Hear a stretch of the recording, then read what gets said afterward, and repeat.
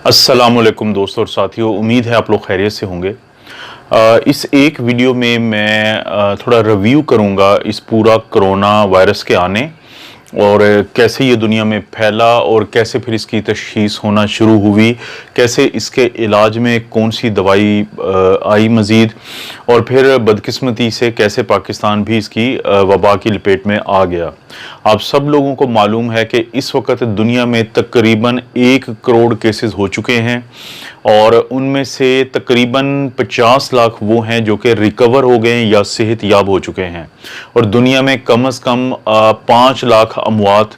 हो चुकी हैं कोरोना वायरस की वजह से। और इसके अलावा अगर हम पाकिस्तान की बात करें तो पाकिस्तान में इस वक्त जो टोटल केसेस हैं वो तकरीबन 2 लाख हैं और जो रिकवर्ड हैं वो 88,000 है और जो अमवात हैं वो तकरीबन 4,000 हैं। दुनिया में, पूरी दुनिया में जो शरह अमवात है वो अगरचे 8% है, लेकिन पाकिस्तान में अभी ये 4% है। और दुनिया में इस वक्त 1% वो लोग हैं जो क्रिटिकल हालत में मुख्तलिफ हॉस्पिटल्स में और ICUs में और वेंटिलेटर्स पे मौजूद हैं। तो ख़वातीन व हज़रात, इस बीमारी का आगाज़ हुआ इस साल के आगाज़ में 31 दिसंबर 2019 की रात को, जब आप, मैं और हम सब नए साल की खुशी मना रहे थे। तो उसी वक़्त में चीन का एक सूबा है जिसे कहते हैं हुबई प्रोविंस, उसका एक बड़ा शहर है, जो बड़े शहरों में से एक वहाँ पे शहर है, उसका नाम है वुहान। उसकी आबादी है तकरीबन 1 करोड़ और 11 लाख। आप समझ सकते हैं कि ये तकरीबन लाहौर की आबादी के बराबर का एक शहर है। वहाँ के हॉस्पिटल्स में एक ख़ास बात नोट की कि कुछ लोग आ रहे हैं खांसी के साथ, बुखार के साथ और सांस की तकलीफ के साथ, लेकिन जब डॉक्टर्स उनको ट्रीटमेंट देते हैं, जैसे कि एंटीबायोटिक्स होती हैं या वायरस की वो दवाई होती है एंटीवायरल जो रूटीन में यूज़ होती है, जैसे कि टेमीफ्लू का एक कैप्सूल होता है 75 मिलीग्राम का जिसके अंदर ओसेल्टामिविर है, लेकिन डॉक्टर्स ने नोट किया कि एक तो किसी किस्म की दवाई भी इन मरीजों पे असर नहीं कर रही, दूसरा इनकी अलामात बहुत तेज़ी से फैलती जा रही हैं और शिद्दत इख्तियार कर रही हैं, और तीसरा ये कि इनमें से अक्सर लोग तकरीबन एक ही मार्केट से आए थे जो कि वहां पे गोश्त की मार्केट थी। लेकिन दोस्तों, ये हमारे और आपके तरह का गोश्त की मार्केट्स नहीं थी, ये थी लाइव मीट मार्केट। यानी आप ये कह सकते हैं कि वहां पे जिंदा जानवरों को फरोख्त किया जाता था और जिंदा जानवरों के गोश्त को फरोख्त किया जाता था, जिसमें हर किस्म के जानवर थे। तो डॉक्टर्स ने एक तो ये चीज़ को नोट किया, और फिर वहाँ पे, क्योंकि पहले तो जब मरीज आते गए उनको दाखिल किया गया इमरजेंसीज में और हॉस्पिटल्स में, और उनका इलाज बज़ाहिर उस वक़्त की मौजूदा इलाज के हिसाब से शुरू किया गया, लेकिन जब उनके एक्सरेज किए गए तो वहाँ पे उनको पता चला कि इनको नमूनिया भी है, क्योंकि चाइना एक थोड़ा अमीर मुल्क है तो वहाँ पे बहुत जल्द CT स्कैन भी कर लेते हैं, जिसको हम HRCT या हाई रेजोल्यूशन कंप्यूटर टोमोग्राफी कहते हैं। लेकिन उन्होंने नोट किया कि जब कुछ फैमिलीज आई तो उनके कुछ ऐसे लोग भी थे जिनमें अगरचे अलामात तो नहीं आई थी, लेकिन जब उनका CT स्कैन किया गया तो उनके अंदर नमूनिया के असरात मिले। तो उससे डॉक्टर्स बहुत परेशान हुए कि क्या ये भी मुमकिन है कि किसी में अलामात ना हो लेकिन उसके अंदर वायरस जन्म पा रहा हो। इससे पहले जो आम इन्फ्लुएंजा वायरस होता है वो 1 से 2 दिन के, यानी कि इंक्यूबेशन पीरियड या वो टाइम जब वायरस इंसान में जाता है और उसमें जब अलामात आती हैं तो उसमें 1 से 2 दिन का टाइम होता है जिसमें नमूनिया नहीं होता। तो डॉक्टर्स इस चीज से चकरा कर रह गए, और जब ये मरीजों की तादाद बढ़ती गई तो 31 दिसंबर 2019 की रात को चाइना ने ऑफिशियली WHO या वर्ल्ड हेल्थ ऑर्गेनाइजेशन को इन्फॉर्म किया कि हमारे पास ये केसेस आ रहे हैं और ये लगता है कि बज़ाहिर कोई नया वायरस है।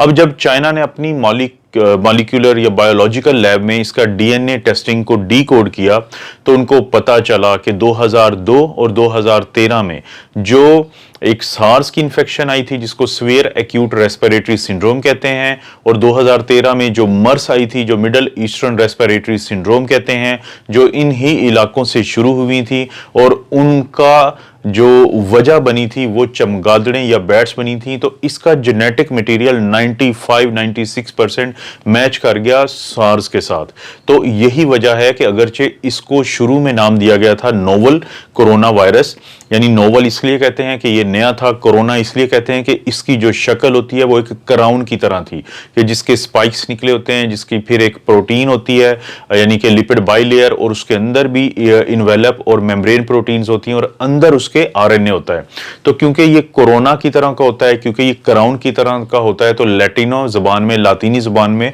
क्राउन या ताज को कहते हैं कोरोना। सो इस वायरस को कहते थे कि ये ताज पहना हुआ वायरस है या कोरोना वायरस है। तो उनको पता, उस वक्त इसका नाम रखा गया नोवल कोरोना वायरस। और जब इसका जेनेटिक मटेरियल 95-96% मैच कर गया सार्स से, तो इसको नाम दिया गया सार्स कोव 2, यानी severe acute respiratory syndrome. CoV का मतलब है कोरोना वायरस, और 2 क्योंकि 1 आ चुका था 2002 में।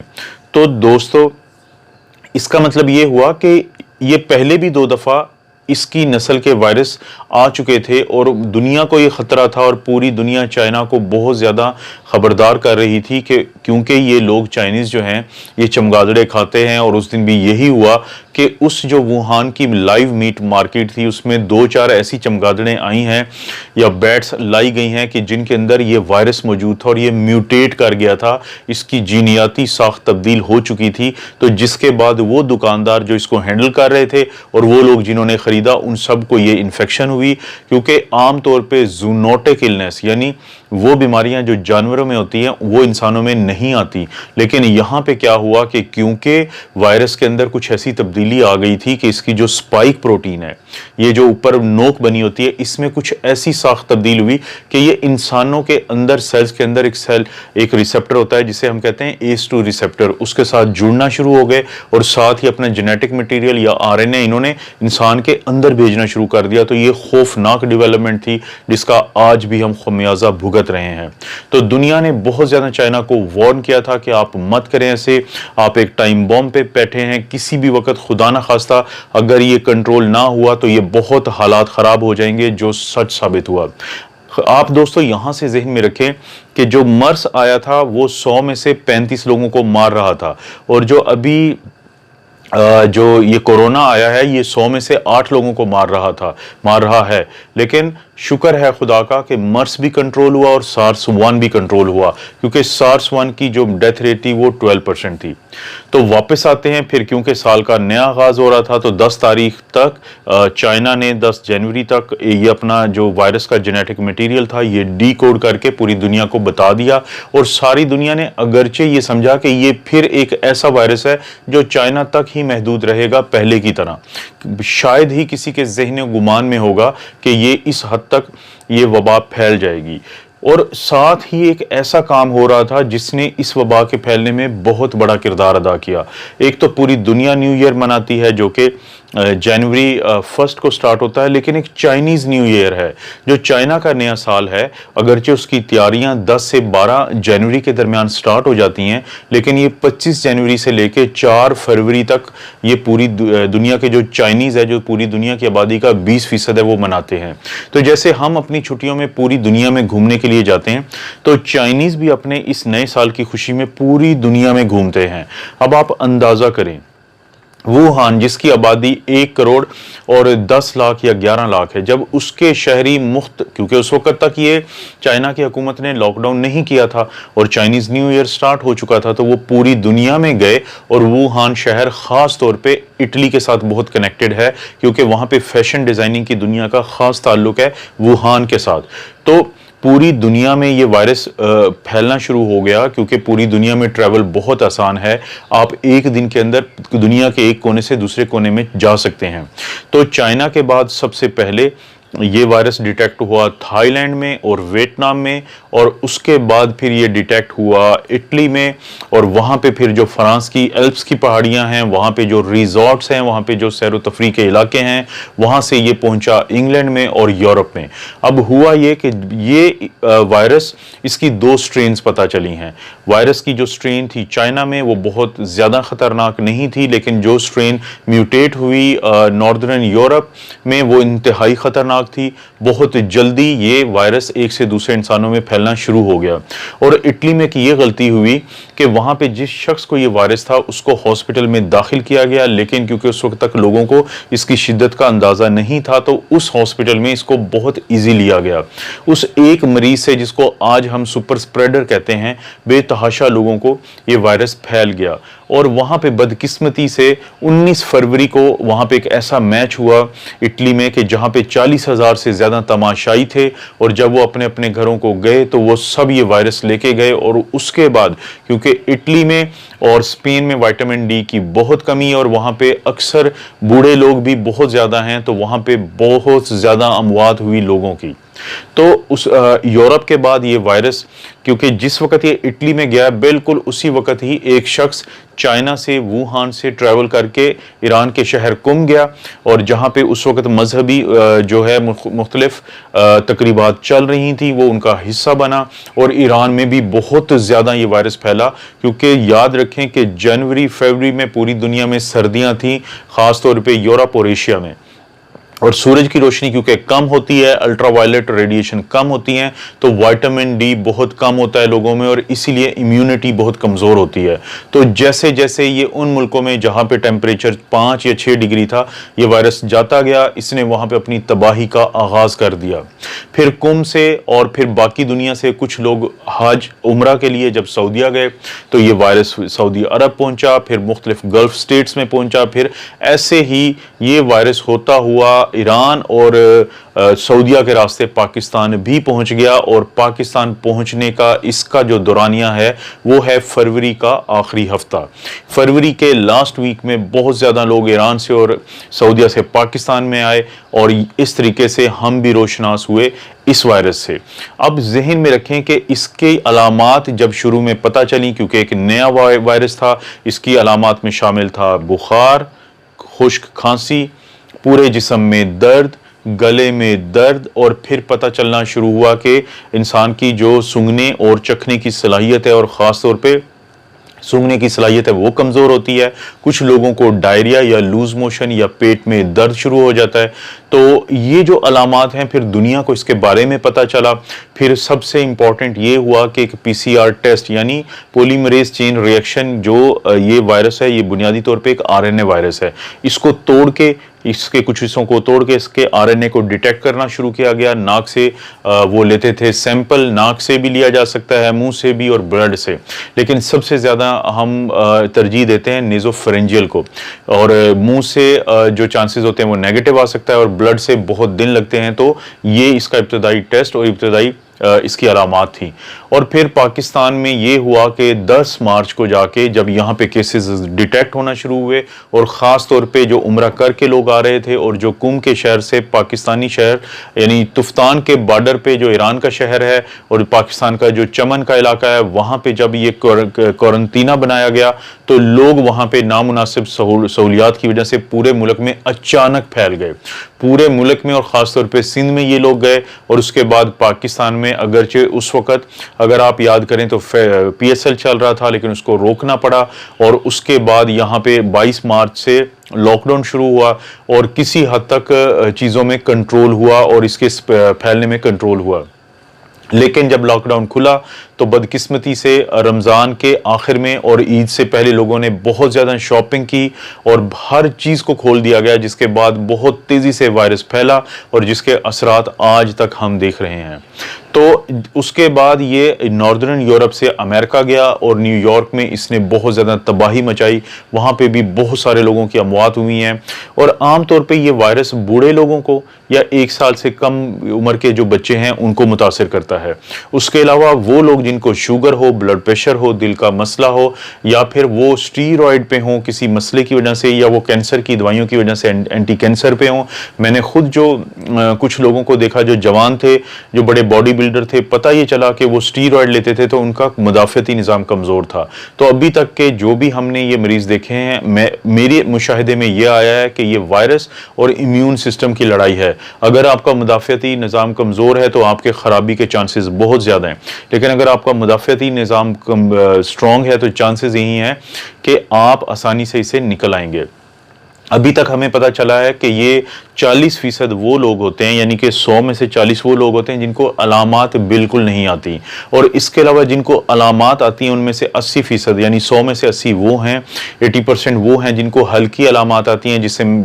जिसमें शामिल है बुखार, जिस्म में दर्द और खुश्क खांसी हल्की फुल्की। लेकिन उसके अलावा जो रह जाते हैं 20%, उसमें 15% वो हैं, 10 से 15% जिनमें दरमियानी यानी कि बीमारी आती है, जिसमें कि बहुत ज़्यादा बुखार, गला काफ़ी ख़राबी, जिस्म में बहुत शदीद दर्द, थकावट और खांसी का होना।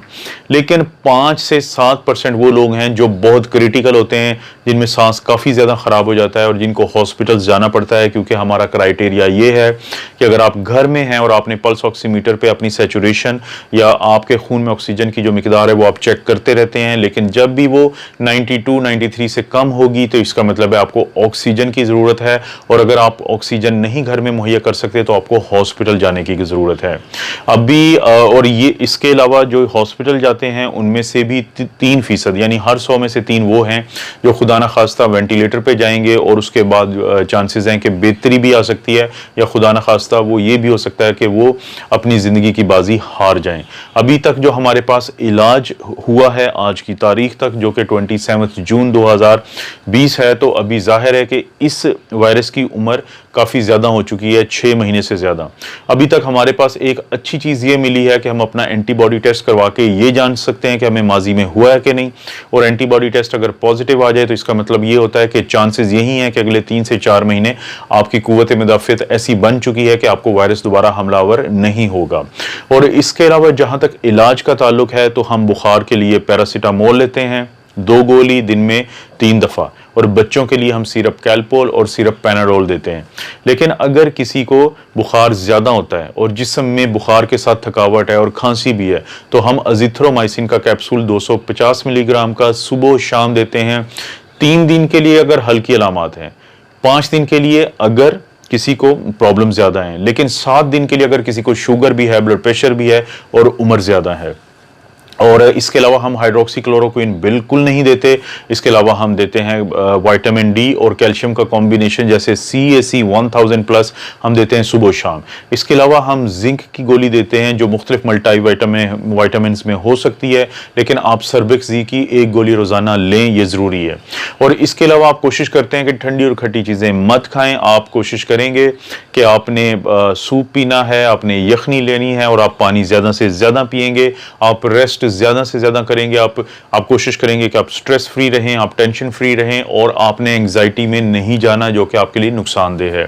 इसके अलावा आपने कोशिश करनी है कि टैबलेट होती है आइवरमेक्टिन, यानी आइवरमाइट 6 मिलीग्राम की होती है, आप 1 गोली ले सकते हैं या 2 गोली मैक्सिमम एक साथ लें और 1 दफ़ा लें। इसके अलावा आपने कोशिश करनी है कि अपने खांसी के मुख्तलिफ सिरप्स जो होते हैं, जैसे सिरप एसिफाइल कफ है, सिरप रोंडिक है, सिरप पल्मोनॉल है, सिरप टिक्सिलेक्स है, तो और सिरप राइनोथायोल है, सिरप म्यूकोनिल है, ये इनमें से कोई भी आप ले सकते हैं। लेकिन अगर आपको रेशा का प्रॉब्लम है और रेशा निकालने में तकलीफ होती है, तो आप म्यूकोलेटर का साशे होता है, तो वो म्यूकोलेटर का साशे आप सुबह शाम 5 दिन के लिए ले सकते हैं। वो ना सिर्फ ये कि आपको मदद करेगा रेशा निकालने में, बल्कि वो क्लॉटिंग का भी एक जो कॉम्प्लिकेशन अब सामने आई है उसमें भी वो बचाता है इंसान को क्लॉटिंग से, यानी खून के जमने से। खून के ही जमने से बचाने के लिए हम कहते हैं लोगों को कि वे डिस्प्रीन की गोली जो लोप्रिन के नाम से आती है 75 मिलीग्राम की, वो एक रोज़ाना लें। अगर उनकी उम्र ज़्यादा है, अगर उनको प्रॉब्लम ज़्यादा हुआ है, अगर उनको बुखार ज़्यादा है और उनका कोरोना पॉजिटिव है, तो वो जो क्लॉटिंग से बचने के लिए ये ज़रूर लें। लेकिन इसके अलावा हम लोगों को हॉस्पिटल में जो लो मॉलिक्यूलर वेट है, हेपरिन जिसको हम क्लेक्सिन भी कहते हैं, हम वो देते हैं, और बाज़ लोगों को हम हेपरिन देते हैं जिसको हम अनफ्रैक्शनेटेड हेपरिन भी कहते हैं, ताकि क्लॉटिंग से बचाया जाए। और आम तौर पे हॉस्पिटल्स में हम ऑक्सीजन लगाते हैं, नेजल कैनुला से। किसी को अगर 1 से 5 लीटर फी मिनट यानी पर मिनट ऑक्सीजन की ज़रूरत हो, लेकिन अगर उसको उससे ज़्यादा यानी 5 से 10 लीटर पर मिनट की ज़रूरत हो तो हम उनको लगाते हैं फेस मास्क से। अगर उससे भी ज़्यादा यानी 15 लीटर के करीब किसी को चाहिए हो ऑक्सीजन तो हम लगाते हैं नॉन रीब्रीदर मास्क से। और अगर उससे भी ज़्यादा किसी को ज़रूरत पड़ जाए तो हम 60 to 80 लीटर पर मिनट देते हैं हाई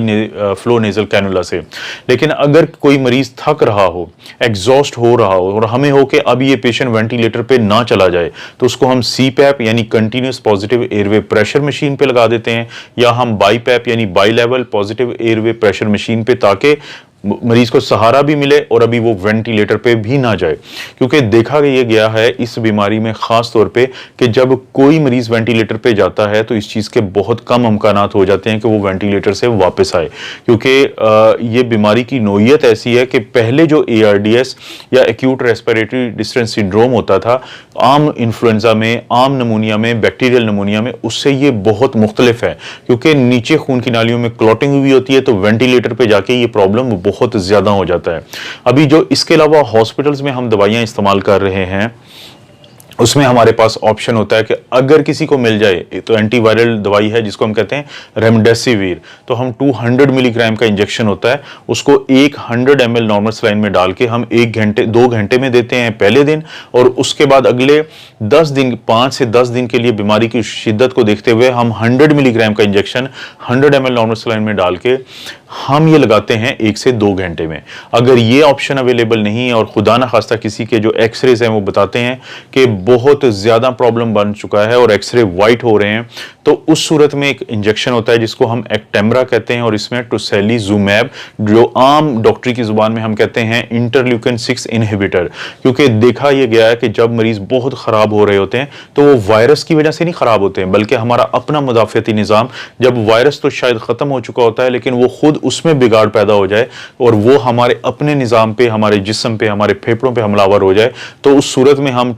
जो ये इंजेक्शन होता है एक्टेम्ब्रा का जिसके अंदर टोसिलीजुमैब है, ये हम लगाते हैं। ये आमतौर पे 80 मिलीग्राम का मिलता है, तो इसमें 6 से 8 इंजेक्शन एक दफ़ा दिए जाते हैं 1-1 घंटे के टाइम से, और तकरीबन 6 से 8 घंटे में ये लगाए जाते हैं। और अगर किसी में बेहतरी ना आए तो हम 8 से 10 घंटे के बाद ये इंजेक्शंस का कोर्स जो तकरीबन जो डोज बनती है तकरीबन 600 मिलीग्राम, इसको हम रिपीट कर देते हैं, दोबारा दे देते हैं। लेकिन साथ ही हमें ये जहन में रखना होता है कि क्योंकि हमारा मुदाफ़ियाती निज़ाम ये रोकता है तो इसके बाद सेकेंडरी बैक्टीरियल इन्फेक्शन के चांसेस होते हैं, जिसके लिए डॉक्टर्स एंटीबायोटिक्स मज़ीद स्टार्ट करवाते हैं। और इसके अलावा अगर पेशेंट को एक और ऑप्शन है कि वो तमाम लोग जो सेहत याब हो चुके होते हैं कोरोना वायरस से और उनकी सेहत याबी को कम से कम 14 डेज गुजर चुके हों, यानी जब वो रिकवर हुए हैं,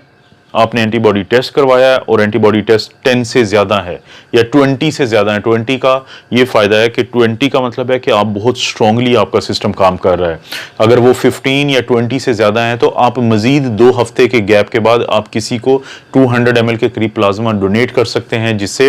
हो सकता है कि वो मरीज़ जो वेंटिलेटर पे हों या वेंटिलेटर पे जाने की पोजीशन में हो तो आप उनको मदद दे सकते हैं एंटीबॉडीज़ दे के। लेकिन ये ख़ास तौर पर प्लाज्मा उस वक्त काम करता है जब किसी की हालत बिगड़ रही हो लेकिन वो अभी बिल्कुल इंतहा पे ना पहुंच चुकी हो। तो इसके अलावा भी मजीद अभी वैक्सीन का जहां तक ताल्लुक है, क्योंकि इससे पहले जितने भी इन्फ्लुएंजा के अटैक्स होते हैं कोरोना से पहले तो हर साल वैक्सीन आती हैं, लेकिन अभी तक इसकी वैक्सीन तैयारी के मराहिल में है। और इंग्लैंड में ऑक्सफोर्ड यूनिवर्सिटी जो है वो एस्ट्राजेनेका कंपनी के साथ मिलके, और जो अमेरिका है वहाँ पे मॉडर्ना कंपनी, ये दोनों तकरीबन सितंबर में लॉन्च कर देंगे, मार्केट कर देंगी वैक्सीन को। उसके बाद बहुत हद तक इस वबा के कंट्रोल होने का चांसेस है, क्योंकि दूसरी सूरत में दुनिया कम से कम 60% अगर इससे बीमार हो जाए तब, लेकिन वो बहुत बड़ा एक जुआ है, वो एक बहुत बड़ा घाटे का सौदा है, क्योंकि बहुत सारे लोगों के दुनिया से चले जाने का अंदेशा होगा। तो वैक्सीन का वेट करें, और सितंबर में जब ये वैक्सीन आ जाएगी तो जाहिर है इस वक्त जब वैक्सीन का 3rd फेज़ का ट्रायल चल रहा है तो इस वक्त तकरीबन लाखों के करीब ये वैक्सीन तैयार होकर स्टोर हो चुकी है, क्योंकि उनको बहुत ज़्यादा पता है इस बात का कि ये कामयाब हो जाएगी। तो उन्होंने फौरी तौर पे सितंबर अक्टूबर में पूरी दुनिया में ये वैक्सीन दे दी जाएगी, और इस तरह चांसेस हैं कि लोगों को बहुत ज़्यादा फ़ायदा होगा। तो मैंने इस एक वीडियो में कोशिश की है इस पूरी स्टोरी को बता दिया जाए कि कैसे हुआ, कब हुआ, कैसे तशखीस होती है, कैसे हम इलाज करते हैं। आपसे रिक्वेस्ट है कि आप अपना और अपनी फैमिली का ख्याल रखें, ख़ास तौर पे घरों में रहें जिस हद तक मुमकिन है। बाहर निकलना है तो फेस मास्क यूज़ करें और कोशिश करें दिन में 10 से 15 दफ़ा आप साबुन और पानी से 20 सेकंड के लिए अपने हाथों को धोएं। और अगर आप साबुन और पानी अरेंज नहीं कर सकते तो सैनिटाइज़र से अपने हाथों को आप वॉश करें या उसको साफ़ करें। आपने नहीं अपने नाक को, आंखों को और मुंह को टच करना साबुन और पानी से हाथ धोए बगैर या सैनिटाइज़र को यूज़ किए बगैर। आप फिज़िकल डिस्टेंसिंग को कोशिश करें कि कहीं ऐसी जगह पे मत जाएं जहां पे 2 मीटर का या 1.8 मीटर का या 6 फुट का फासला आप बरकरार नहीं रख सकते हैं। लोगों से हाथ मिलाने से, बोसों किनार से, इन सब चीज़ों से गुरेज करें, क्योंकि ये वो वक्त है जब आप अपना ख्याल रखेंगे तो आप दूसरों का भी ख्याल रखेंगे। अल्लाह ताला आपको और आपकी फैमिली को हर किस्म की बुराई, बीमारी और आजमाइश से महफूज रखे।